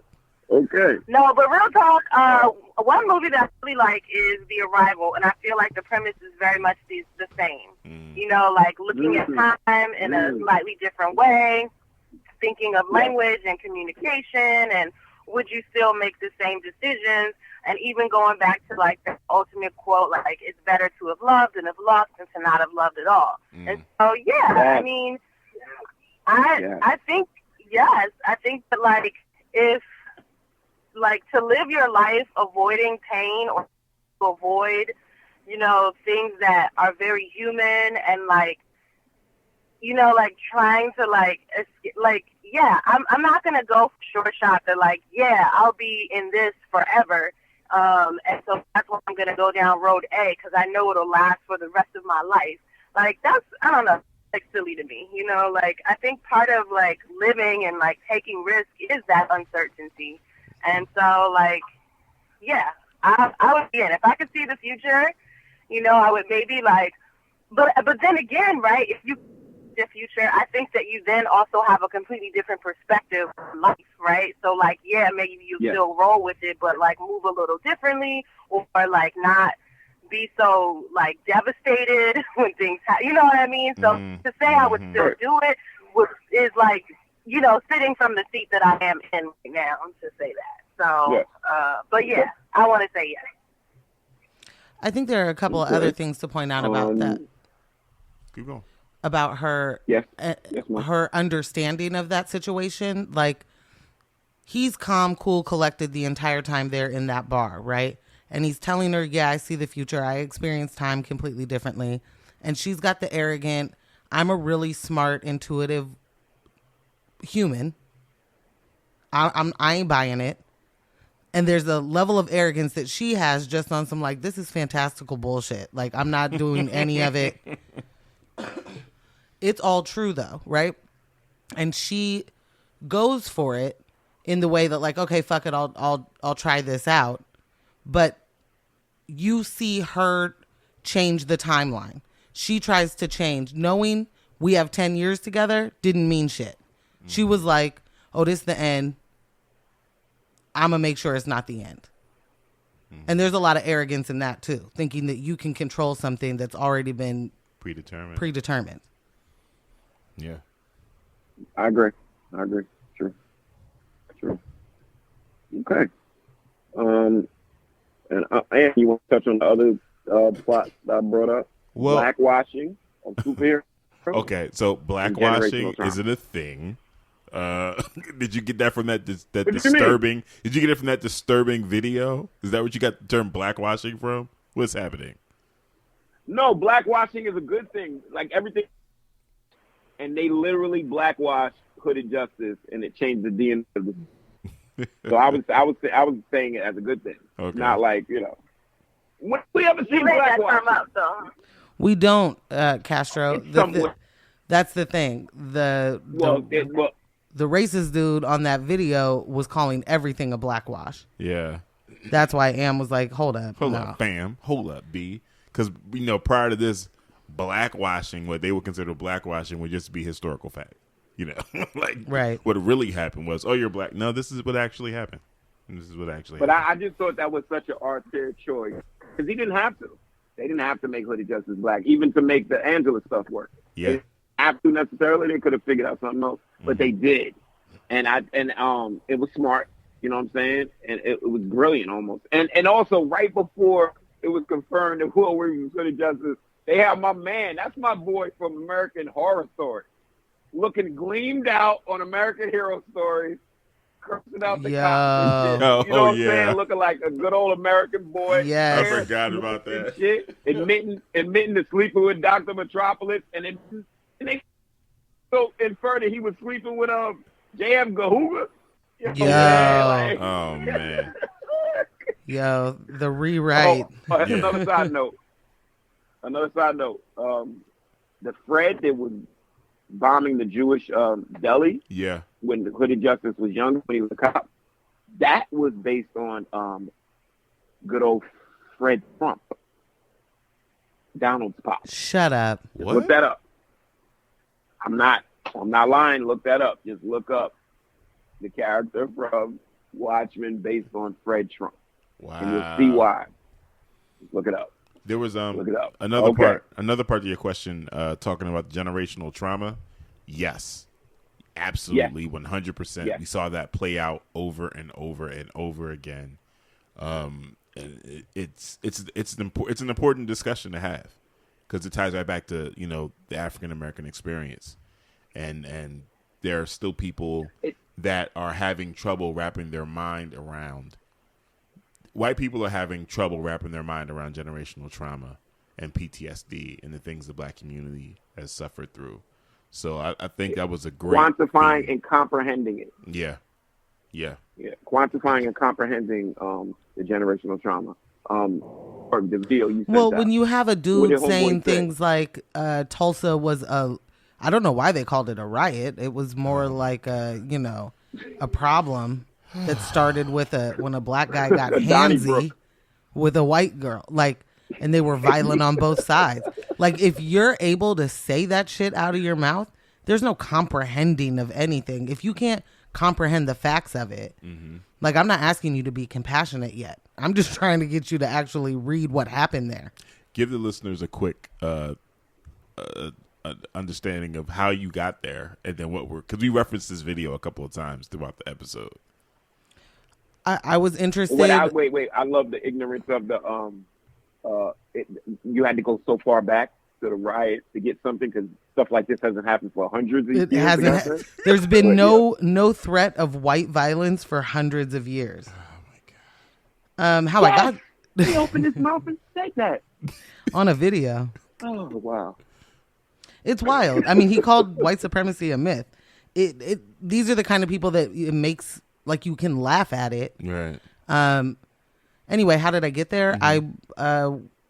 I was looking for something else, and that popped up, and I was like, oh, I guess I am curious on like how this hit white people that didn't like it. Like, what's their problem with it? So this particular video was like titled "Breakdown of Watchmen SJW Woke Shit" or some whatever. Right. I don't remember. Bullshit. SJW bullshit. Whatever. No bullshit. Yeah. Fuck you is what it. I mean, so anyway, the stance is basically like this is an anti-white show because the only white people they showed that weren't women were racist monsters, and that's just not what white people are, and it's a social justice warrior feminist show because they made the white women be not racist, I guess. I guess they didn't see fucking the police dude's wife, have a fucking trap door in her house to take. Guess they missed that part. And I want to contend. I would like to contend when the show started, right? Tulsa riot included. I thought the show was cop sympathetic. Did y'all feel that? Oh way? yeah, absolutely. I thought the show was a little little blue line. Definitely. Yeah, I just thought it was. Definitely. Yeah. Absolutely. Yeah. And had all of those cops been white men, that would have been fine for this dude. Yeah. Yeah. Anyway, the major the problem. black one got hit first. But go. Right, but like the major problem that the black cop got hit first. I'm sorry. Yeah. The problem that people are having with this is that they feel duped. This is a black show talking about actual major race shit. And they didn't. We got them. They were fucking bamboozled. They didn't see that shit coming at all. Not at all. I mean, just the sheer uproar. Think about the internet the day after the first episode aired. Like, I didn't see it yet, and all I saw was shit about Tulsa. Like, whoa, you could put that on TV? Right. So, and the amount of white people that said to me at my job, the amount of white people that said to me, well, I had no idea that even happened. I fucking bet you didn't. I never knew. I know. You know what's crazy? Remember when you were like, I didn't have white privilege. I was poor. But you didn't have to know about that shit. You had the privilege to not know what happens to black people. Wow. perfect, yo. So yeah, that whole that whole little 16-minute video that I did invest 16 minutes into. Was it that long? Yeah, I watched the whole thing. I watched the whole thing too. I didn't realize it was that long. Right. Yeah. I mean, when they say the same things over and over and over, like once you get your certain buzzwords out, you're pretty much done. Like the video could be 4 minutes. He was whining. Really upset that the black lady is the lead. That really chaps my hide. I don't understand why they're so sympathetic to women because they're the worst. I mean, he just sounded like a racist incel. The entire thing was just like, how dare you like women? Incel alert. Exactly. That's what I'm going to go back and comment. I didn't. I wasn't recognizing the acronym, the SJW acronym. I just wasn't getting it. I was like, why do they keep saying that? Why do they keep saying that? In the comments, I had to go look it up. Yeah. I didn't know. I'm sorry, y'all. Nah, don't be. Don't be. You're all caught up. Yeah. Oh, man. So we have... Justice Warrior. Yes. We have a comparison to adaptation, but I feel like we did that too, right? I feel like we've kind of hit that on the head. Yeah. Okay, so let me get my spiel. Let me get my spiel, and then I'll be done with that. And we could jump to rewatchability.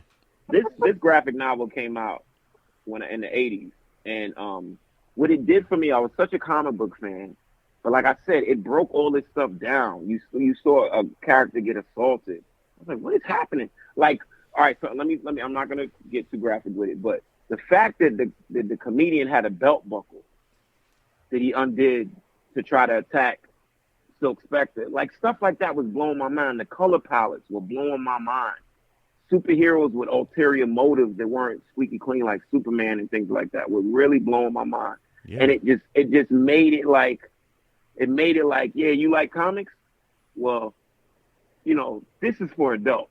And if you're going to be on board, you're going to really have to buy in. And it was great. The panel work was great.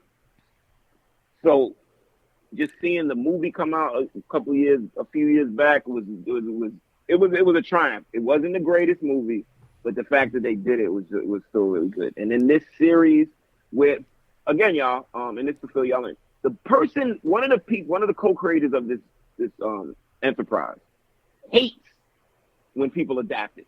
He won't put his name on it. Alan. He won't do press runs. He won't go to cons. Yes, Mr. Moore. He won't have anything to do with it. So sometimes when people take on these stories, because there's a comic out. What's the comic? And the Doomsday stuff. It's awful. Yeah. Trust me, it's awful. Doomsday Cloud. That didn't work, and it didn't work. So for people to step up to the plate and try to accomplish this, I got to give them mad credit. So Lindelof doing this. So comparing it to the thing, it's just inspiring to see somebody do it and to do it with such aplomb and to get it done. Like that's why I'm very impressed. To drive the point home, everybody, have you guys watched The Boys? Anybody watch The Boys? The Amazon show? I did. So right, Castro, it would be like getting The Boys in the 80s. Like no one was ready for anything like that. Right. It was as raw as what happens on The Boys in the 80s. Like sexual assault, like all of that. In a comic? Like what are you talking about? So yeah, definitely. Or something as simple as Night Owl having a pot belly. Like right. Superheroes don't do that. Belly. Like you know what I mean? They'll add up. And dude getting killed in a revolving door because his cape got caught. Like this is not what happens to superheroes. Yes. They're just not. What do you mean your cape got caught and you got shot up? What do you mean? You're superheroes. Yes. Just showing them being fallible. That was great. So under rewatchability. Go ahead. Wait. Yes, sir. One thing I wanted to point out about the adaptation was I love how they debunked the whole Dr. Manhattan's on Mars, blah blah blah. He's been gone, and that's where he is, and everyone can see him. Yes. I love how they flipped that on its head because everybody, was really adamant about that. There's nowhere else he could be, and there's nothing else he could be doing. And so when they, introduced this whole Europa thing and tied that all together, I thought it was really great that they gave that like new life and gave him like a whole other. And even in conversations with me and Drew, he's like, Dr. Manhattan wouldn't fall in love again. It just wouldn't happen. And it's like, well, what do you believe now? I thought he did a really great job of taking what you knew to be true from the stories or the pre-existing stories in the movie and, changing that to make even the most avid comic book folks and movie folks be able to buy into this new story and this new adaptation. Mm-hmm. And the boy, of course, he gonna fall in love. That's all he do. Like he did that twice. You know what I'm saying? Like It works. Like that was exactly what you're saying. They found the spaces with which to work and manipulate, and didn't mess up anything of canon. Like, of course, he would go with Angela, and of course, he would find himself in love again because he was in love twice before, and he's made changes in his life when he was in love with Spectre and then he was in love with Janie. These are always big cruxes in his life up until this point. Having him. I thought it was great. That having that video of him being on the moon serves so many different purposes because it gave us a place for him to be existing throughout the story, whether people really believed he was there or not. But then for the characters, it was that ever presence of God. Like, so watch out. Like, he's this far away. He's not far, guys. If we end up cutting up down, he could come. God can see us. We can see God. So everybody chillax. Like, so just having that presence up there, it made a lot of sense. Like, it was, they thought this whole thing out. They really did. One of the things you had under rewatchability was, do we want a season 2? So let's go around and let's talk about rewatchability. I think we can agree that we would all rewatch this. There's so many reasons. Yes. Yeah, I'm about to say we could probably skip this. I'm about to. Yeah. He said I'm about to right now. Right. I definitely thought about already doing might stay up tonight. Yeah. Do you want a season 2? Yeah. We need to see her fucking walk on that water and do that dance. See, no. Okay. Not to do the dance. No. I need to see her Harlem shake across the fucking pool. All right. I need to see her floss. She's gonna crip walk? She's gonna floss. You think she's gonna crip walk? I think she's gonna do any walk that there fucking is, yo. I really do. I mean, like, I don't know if, it would be too easy to, like, just say, like, okay, yeah, he transferred his powers into this egg, and now she, ate the egg, and now she has these powers, and she's walking on water, and now she's, like, because she would be an easy target as well. But I do think that, like, she is going to at least have the powers for a moment and then do something responsible with it. I could see them even doing some little flip where, maybe she didn't have the powers, but we thought we did. But yeah, I need to see, like, whatever happens when she put her foot out in that pool and the screen went black, I need to see what happens after that. Well, she's not going to be as disoriented as Dr. Manhattan because she didn't go through the whole intrinsic thing and get broken up into pieces and put herself back together. She's just going to have his powers, which I think is a whole nother dynamic than her turning into the being that he was. I don't think she'll be the being he was. I think he was able to transfer the power, so she'll still be Angela, not like losing touch with humanity, Angela. I'm going to go to Saturn or some shit. I don't think she'll turn into that. But I will tell y'all that I think I'm more akin to them doing an anthology. Let's go find out what Drybert's doing in jail. Let's do a buddy cop with Looking Glass and Laura Blake. I think I would not want to see Angela in season 2. I think they should do it like the fucking docs on The Wire. We don't know. We find out a news reel, and then we come back to it. Trust me, if we come back, we don't come right back to it. We come back to it later. The next season is something totally different. That's what I think. Can I tell y'all something like slightly related but slightly unrelated? So when Lady True put her arms out when she was in the joint, like about to like take on all these powers, and then she looks over at her hand and the fucking squid had pierced through her hand, and she's standing there, and it's just like 4 seconds, and you're like, what the fuck is about to happen? That's when my fucking power went out. In the whole neighborhood. No. What? It's about to get. It's about to get. Oh my God. Yo. Wow. That was crazy. That is unusual. Beyond me. I mean, I have an iPad, so we finished watching it on the iPad. Oh, but that's not the same. I'm just saying. Wow. No, that's so dramatic. Yeah. When it is. It's super fucking dramatic, right? Yeah. It was crazy. Yeah. Wow. Crazy. She had the stigmata in her hand, and they go black. Man. You thought the millennium clock was over y'all crib. Man. You know? So might have been. So look around and make sure you're still alive. Like I'm still here, right? You're good. So as far as season 2, I want to know anthology. I want to know the anthology, or I want no season 2 at all. So as I far would as like this thing to exist as it is. I can't remember. I think that's dramatic. MJ, did you bring to me that the ending of season 2 was meant to match up with the ending of the movie with the journal? Did you see a video that you said? No, that wasn't the end. End of season 1. I'm sorry. Right. It was meant to match up with that. Yes, exactly. And yeah, exactly. Okay. Right. Yes. All right. So that having been said, and to bring any clarification to anyone that may not have seen the film, so the film left us on a cliffhanger. It as much information and as much finality that they gave us in the film, it ended with Rorschach's journal, which was documentation of everything that happened, everything Adrian did. The film ended with that ending and falling into the hands of a newspaper. And then the film was over. So then you were like, okay, so what's happening in this world now? Do they find out about Adrian? Like, what is going on? And then we just never got anything after that.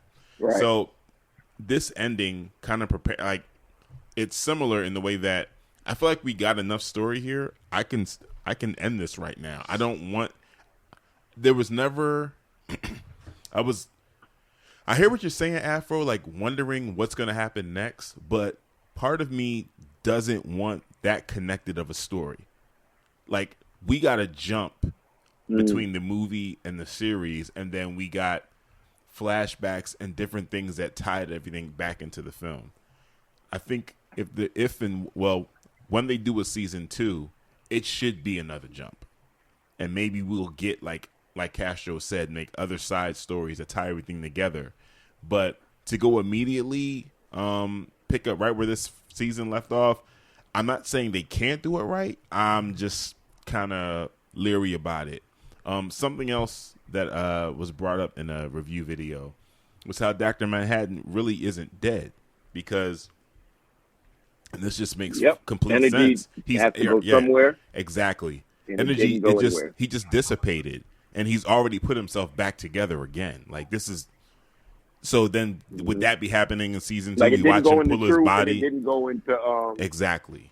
So it didn't go into Keen either. So then that will play out in season 2. We have to watch him put himself back together again. I just think it would be I felt like there was going to be a season 2 because I felt like there was going to be a season 2 only because it said season finale and not series finale. So to me, that was an indication that there's going to be a season 2. Too. But I just don't. Yeah, I don't. With the way he's talking, remind me, Em. When they did the night of, y'all, did they hint anything about another season or 7 seconds? Or the night of, they called that a mini. They called it a mini series or whatever. Okay. Yes, they did. They did call that a mini series. Yep. Yeah. Go back and watch that. Jesus. Yeah, that was traumatizing. Yeah, it was. Ain't that? Whoa! The night. Is that the one? Yo, Morgan pulled me right into that too. Think about him in Venom. Don't think about him in Venom. Think about him in the night of. Don't think about Venom. Think about him in the night of. My man. Sorry, y'all. Oh wait, can I say something? One thing I did not like about the series. This is my one thing. I did not like the appropriation of Rorschach and his message for the 7th Cavalry. I thought that was a big red herring, y'all. I thought they were using that as like a distraction. Because throughout the series, they didn't show us like white supremacy stuff. Mm-hmm. They showed us like 7th Cavalry stuff. You get what I'm saying? Like, they didn't go and mess with black folk. They messed with cops to get, you know, just as far as what we saw in the show. So for them to misappropriate Rorschach's journal and to make that like their mantra, I didn't like that at all, because I didn't see the correlation. And I knew people in that universe, people knew. Yes. That's right on the nose, though. That's right on the nose. That is what white supremacists do. They misappropriate everything. That's what the white nationalists do, the Proud Boys. Yeah.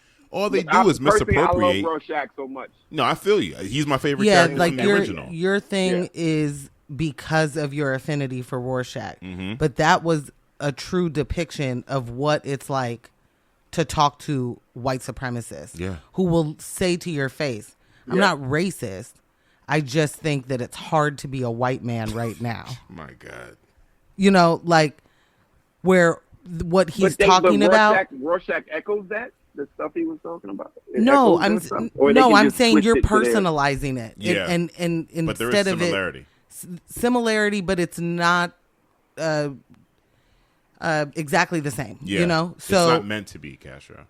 So you're personalizing it because you like Rorschach and like his message, but this is what it's like. The deflection, I'm not racist. I'm just looking to change the world for my own betterment. You know what I mean? Like they had all their different, you know, I'm the senator. We're going to go for president. We're like, that is what white supremacy is. That is what we have happening in our current administration, is a bunch of fucking white supremacists that get to be in those positions of power because they don't say out loud every day, I'm going to kill a bunch of black people as soon as I can. Mm-hmm. And they appropriate things left and right. Left and right. Like, it's nothing. Right, they stay appropriating shit, and it's just like, oh, that's what this means now. No, it's not what it means. You're definitely not.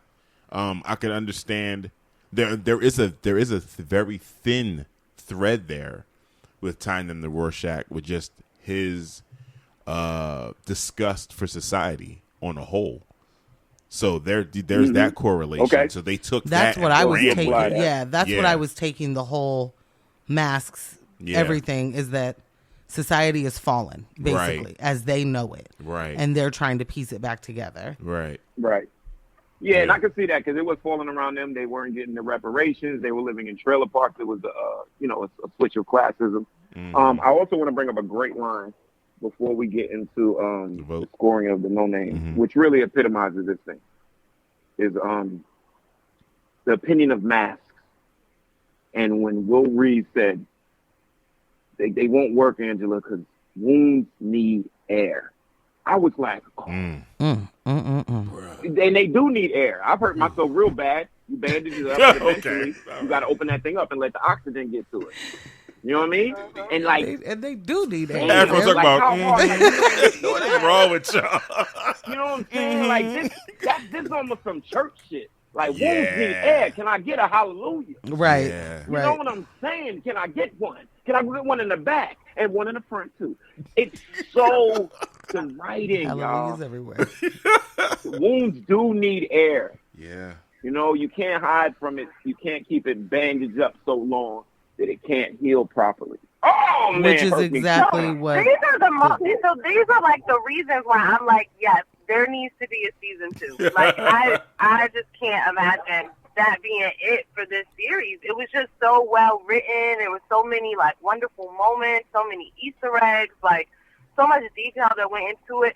The other thing I was going to mention, you guys were talking about Dr. Manhattan not being dead.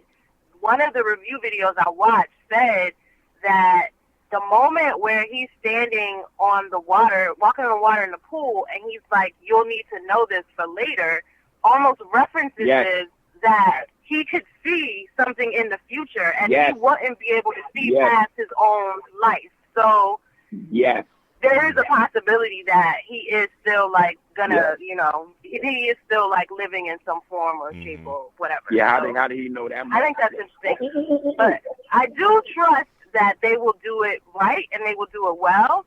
And, like, yes, I want to see what happens when she steps on the pool, but I don't care if that's how the show opens or if that's how the series closes. Like, I just want to know what happens next, but I trust that they'll do it well.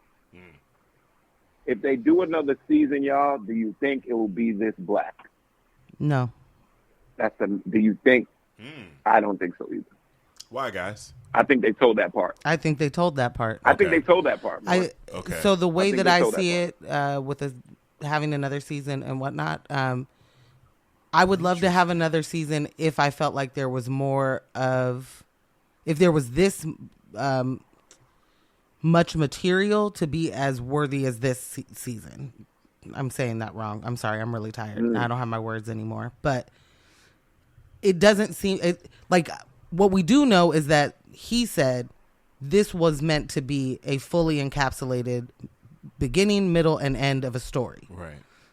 He's not thinking about doing a second season, doesn't want to do a second season unless he finds a different story to tell. So going the route of Castro with the anthology, or, well, it wouldn't be a full anthology if it's still in the same universe. It's just telling a different part of the story. Right. And I do think that if they go that route, I think they will make compelling TV. I don't think it will be as black, and I don't think it would be as good as this season was. But would I watch it? Absolutely. But I don't think it's needed, and I would be totally fine if this stood on its own, because this is a flawless season. Like if they left this as a series, that sits on its own shelf of some shit that hasn't been touched yet. Yeah. You know? Yeah. I don't want to wait with Pine True season Detective 2. on me. Say again? No, True Detective season 3 came back. Well, let's say True Detective season 3 came back to what it was supposed to be. True Detective season 2 was wow. Season 2 was so. I don't want another Don't give me a True Detective. I don't need no whack ass season 2, and I don't need to sit there and wonder if season 3 is going to do it. Also, season 3 of True Detective, it was better, but it didn't all the way do it for me. So that's what I was going to say, Castro. Season 2 was so bad that it made me. Like we didn't finish. Like we watched maybe one episode of season 3. Like season 2 shook us so bad. It was so terrible. And we couldn't trust season 3. It's really good. We couldn't trust it. But that's the thing. Season 3 went back to what worked. That's why season 2 was they bit off way more than they could chew. But let me shorten it. Wayward Pines season 2, a good idea, but they had already used the material and the idea in season 1.